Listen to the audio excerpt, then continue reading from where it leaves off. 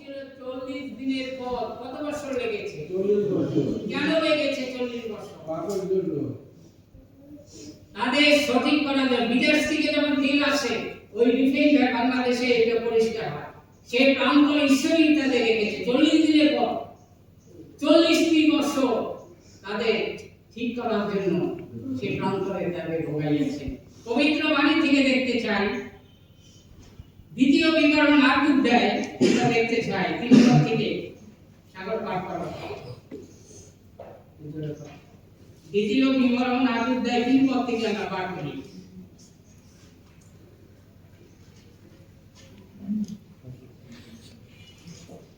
আমরা পবিত্র বাণী পাঠ শুনি।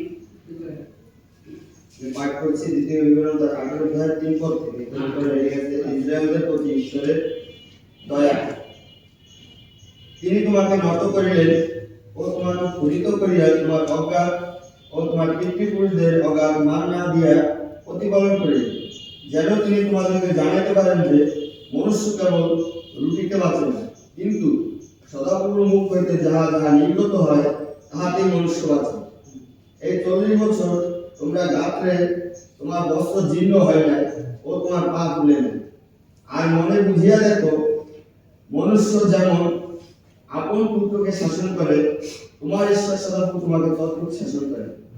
আর তুমি আপন ঈশ্বর সদাপ্রভু আজ্ঞা সকল পালন করিয়া তাহার পথে গমন করিবে ও তাহাকে ভয় করিবে, কেননা তোমার ঈশ্বর সদাপ্রভু তোমাকে উত্তম দেশে লইয়া যাইতেছে। সেই দেশে উপত্যকা ও পর্বত হইতে নির্গত জলস্রোত, উন্নয় ও গভীর জলাশয় আছে। সেই দেশে গম, যব, দ্রাক্ষালতা, ডুমুর গাছ ও দারিম্ব এবং তৈলদায়ক জলপাই বৃক্ষ ও মধু উৎপন্ন হয়। ধন্যবাদ। পবিত্র বাণীতে আমরা দেখেছি কি তোমাদের গায়ে বস্ত্র কি পুরানো হয়নি, তোমাদের জুতা পুরানো হয়নি। মেঘ স্তম্ভ দিয়ে ঈশ্বর জাতিকে রক্ষা করেছে, কিন্তু জাতি শেষ পর্যন্ত পরিবর্তন হয়নি।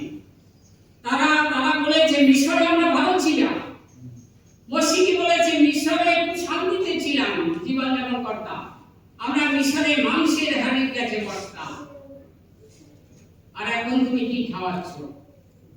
মানে মসিকে বলা মানে ঈশ্বরকে বস্ত্রসা করা।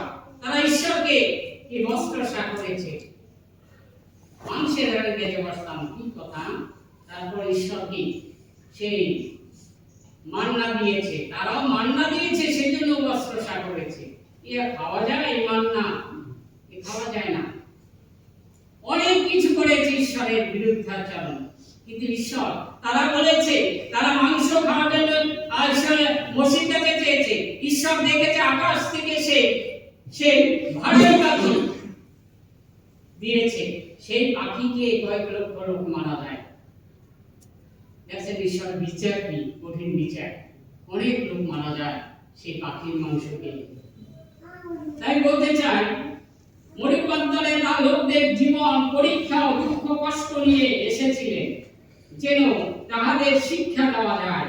জাতি দেহকে বাঁচানোর জন্য চিন্তা ছিল, আত্মিক চিন্তা ছিল না। তাই নূতন নিয়মে মতি 4 পদে লেখা আছে, যখন প্রভু যিশুকে পরীক্ষা করার জন্য পাহাড়ে নিয়ে গিয়েছিলেন, তখন শয়তান বলেছিলেন এই পাথর কি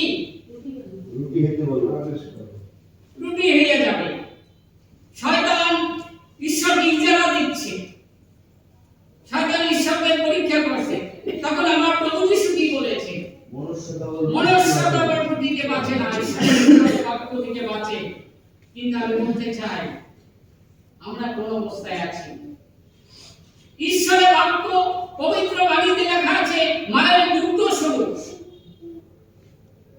মায়ের দুধের মতো জীবন জল ঈশ্বরের বাক্য। সেই বাক্য থেকে আমরা বহির্ভূত হয়েছি। এখন বিশ্ব বাক্যের কাছে অনেকে যেতে চায় না, অনেকে ঈশ্বরের বাক্যের কাছে সে যেতে চায় না। সে তৃষ্ণা থাকতে হবে। আপনার আমার যদি বাক্যের তৃষ্ণা না থাকে কি হবে? আপনার জীবনে ফল ধারণ করতে পারে না। বাক্যে জীবন্ত জল। প্রভু যিশু বলেছে কেউ যদি তৃষ্ণার্ত হয় সে আমার কাছে আসুক, সে জীবন্ত জল পাবে। জীবন্ত জল কি? ঈশ্বরের বাক্য। ঈশ্বরের বাক্য মৌচাকের শুধু মিষ্ট যে বাক্য মধুর চেয়ে মিষ্ট। ঈশ্বর আমাকে হাতুড়ি উদ্দীপ্ত যাহা পাথর খণ্ড বিখণ্ড করে। ঈশ্বরের বাক্য দ্বারা সমস্ত কিছু সাধনা, কিন্তু বাক্যের কাছে আমরা আসি না, বাক্য পাঠ করি না, ধ্যান করি না। তাই জিরমীয় পুস্তক থেকে দেখতে চাই ও যারা কি করেছে। জিরমীয় 2 অধ্যায় 13 পদ দেখতে চাই।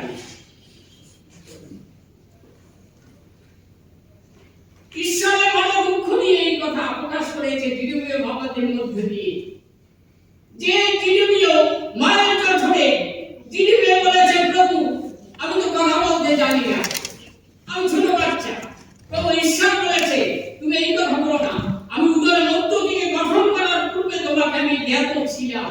তুমি মায়ের গর্ভে যাবার আগে আমি তোমাকে প্রস্তুত করে রেখেছি, জাতির জন্য তুমি প্রচার করবে, কাজ করবে আমার।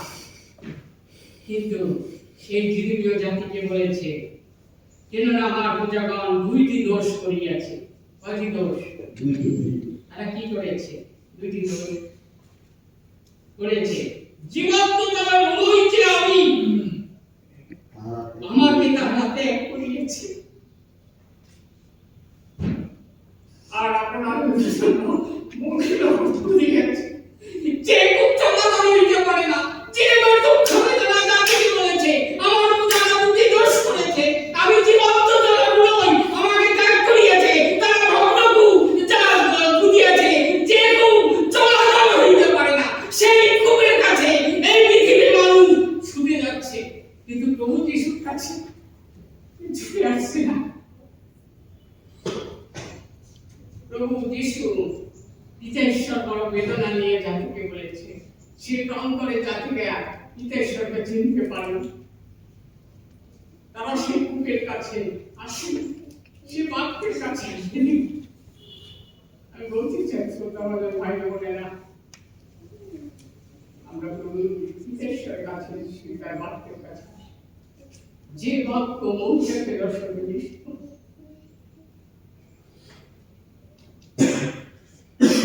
বলতে চাই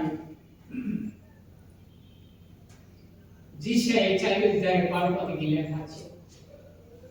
যিশায় 4 অধ্যায় 12 পদ।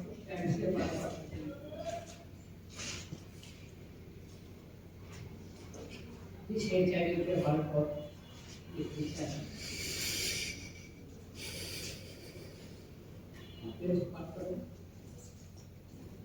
আর করছি যিশায় 4 অধ্যায় 12 পদ। 4 অধ্যায় 12 পদ। 4 অধ্যায় 12 পদ। নাই তো। আচ্ছা।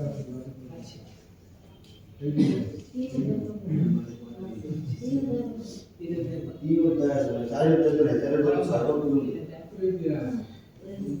কেমন আছে? এটা বিষয়। মাঝে বিষয় নেই।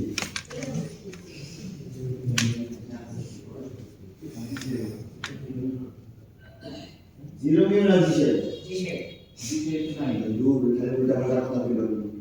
যিশায় তো নাই, 4 অধ্যায় 12 পদ। যিশায় তো 4 অধ্যায় 12 পদ নাই। জিরমীয় আছে, জিরমীয় দেখেন আপনারা, জিরমীয় বের করতেছে।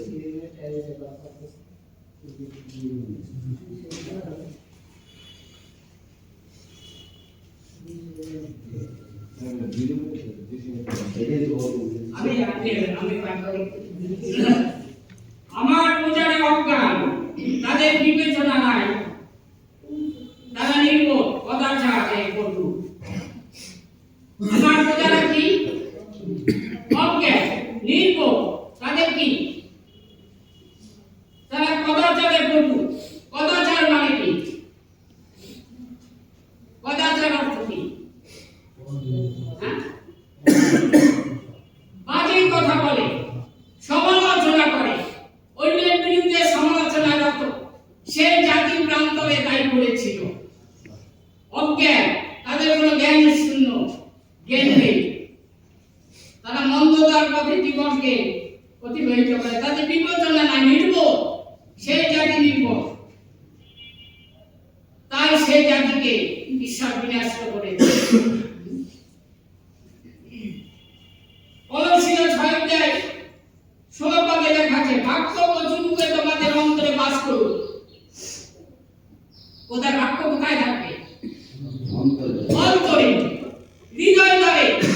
হৃদয় মন্দিরে ঈশ্বরের বাক্যটা আমরা যখন ভিউলিটি কলেজে ছিলাম তখন বলতো যে তোমার ঈশ্বরের বাক্য তোমাদের হৃদয়ে লিখিয়ে রাখো।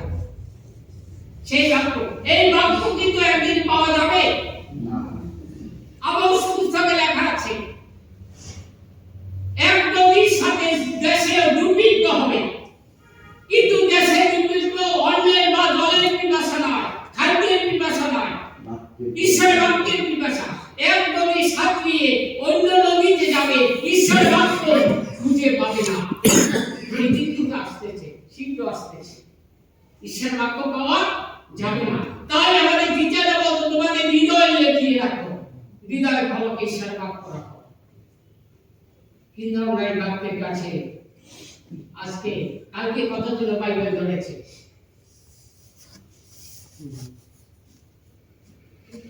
হ্যাঁ, দুইজন তিনজন। চিন্তা করেন কোথায় আছি আমরা? তিনজন আমরা বাইবেল ধরেছি। চিন্তা করতে পারি কোন অবস্থায় আমরা আছি? আমরা বাক্যের কাছে আসি, যে বাক্য জীবন্ত, যে বাক্য হৃদয় ধর্ম একটা তীক্ষ্ণ, যে বাক্য অগ্নি সমতুল্য, আগুনের কাছে আসি, তবে আমরা ঈশ্বরের দয়া। ইব্রিয় 12:5 করে শাসন প্রমাণ করে যে আমরা ঈশ্বরের সন্তান। আপনার প্রতি দুঃখ বেদনা অন্তর আসতে পারে, কিন্তু ঈশ্বর আপনাকে ভালোবাসে, ঈশ্বর আপনাকে পরীক্ষা করেন। সোনা যখন খাঁটি করা হয়, কি দিয়ে খাঁটি করা হয়? পোড়াইয়ে, স্পিরিট দিয়ে পোড়াইয়ে সোনাকে খাঁটি করা হয়। ঈশ্বর আমাদের এরকম পোড়াইতে চান, অনেক সময় পোড়ায়, বিপদ আনেন, যাতে আমরা পরিবর্তন হই, আমাদের নরম যিশুর কাছে আসে। ইউটিউব বাড়ির কাছে শাসন প্রমাণ করে তিনি আমাদের ভালোবাসার, আমাদের বিশাল চিন্তা করেন। দেখেছেন, দুঃখ বেদনা আসে তবু চিন্তা করে, তবু আমাদের প্রতি সবসময় চিন্তা করে আমার সন্তান কোন অবস্থায় আছে, কোন ধ্যানে আছে। এই বলতে চাই আমরা ঈশ্বর বাক্যের কাছে আসি। সেই মাতৃ জঠরে যখন সন্তান থাকে তখন কি পান করে? মায়ের রস।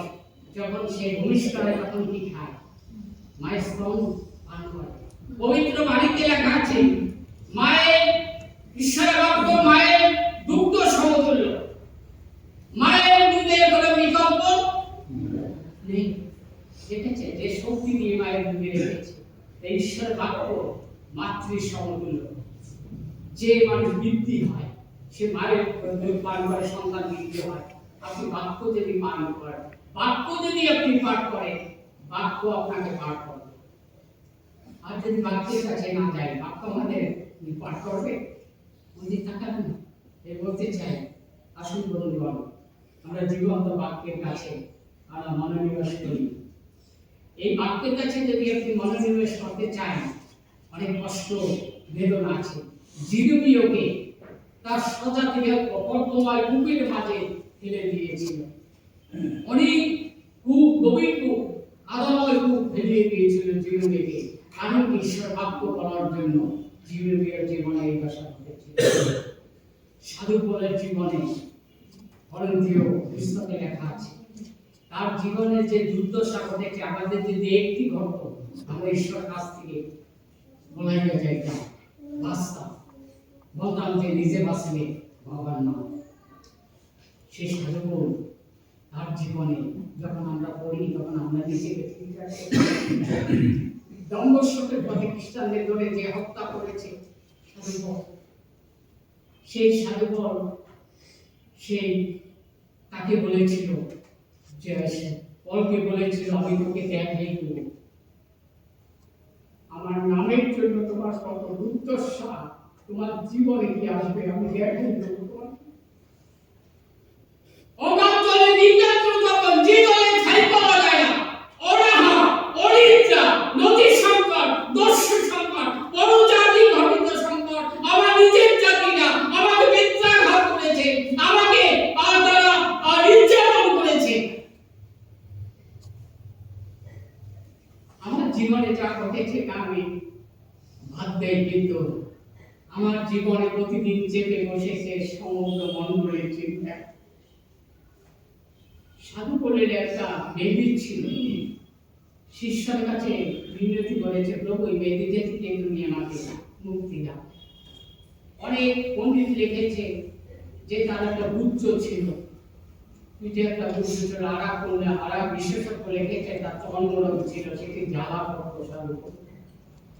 সাধুঘর বিনতি করে শিষ্যের কাছে যে প্রভু তুমি আমার বেদি থেকে মুক্তি। প্রভু বলেছে তোমার মুক্তি হবে না, তোমার জন্য যতটুকু দিয়েছি যথেষ্ট। ওই বেদি থেকে যদি তোমাকে মুক্তি করি তাহলে তুমি সেই ব্রাহ্মণের কথা ভুলে যাও, সেই কথা ভুলে যাবে, আমি তোমাকে দেখাই দিব, তোমার এই কথা মনে থাকবে না, সেদিন তোমার বেদিও সুস্থ হবে না। সে বেদি নিয়ে অনেক কষ্ট পেয়েছে, তো ঈশ্বরবাক্যের কাছ থেকে বলতে হয়। উইলিয়াম কেরি সন্তান নেই, উইলিয়াম কেরি নিজের সম্মানে দিয়েছে, নিজে তার সন্তানের জন্য কবর ঘুরেছে। উইলিয়াম কেরি শুধু ঈশ্বরের বাণী প্রচার করতে, তার স্ত্রী রাস্তায় কাপড় ধুয়ে দৌড়ে করতেন, কাপড় ধুয়ে। ঈশ্বর বাক্য থেকে উইলিয়াম কেরি পরিণত হয়নি। 35টি ভাষায় সে বাইবেল ট্রান্সলেট করেছে। সে স্ত্রী মাথা খারাপ, সন্তানরা অপুষ্ট জনিত অভাবে তাদের খাদ্য দিতে পারে, সন্তানরা মৃত্যুবরণ করেছে খাদ্যহীন, সে পুষ্টিজনিত অভাবে। আমাদের জীবনে কি এসেছে, এই দুঃখ কষ্ট আমরা পেয়েছি, বলেন কি এসেছে আমাদের? নিজের পুত্রের লাশ সে জায়গায় বাবা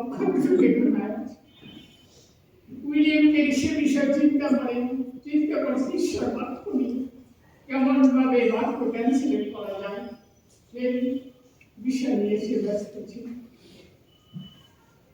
বলতে চাই ঈশ্বর বাক্যের কাছে উইলিয়াম কেরি ঈশ্বর বাক্য সান্ত্বনা দিয়েছে। আপনার যত বিপদ জীবনে যত দুর্ঘটনা আসে, ঈশ্বর বাক্যের কাছে আসেন, আপনি সান্ত্বনা পাবেন। আসেন বন্ধুরা, মনস্বতা রুগীকে বাঁচে, সে রুগীর দিকে যেন আমরা বেশি ঝাঁপিয়ে না, আমরা যেন কেবল বাক্যের কাছে মনোনিবেশ করি। বাক্যের আর বিশ্বাস সকলকে সঙ্গে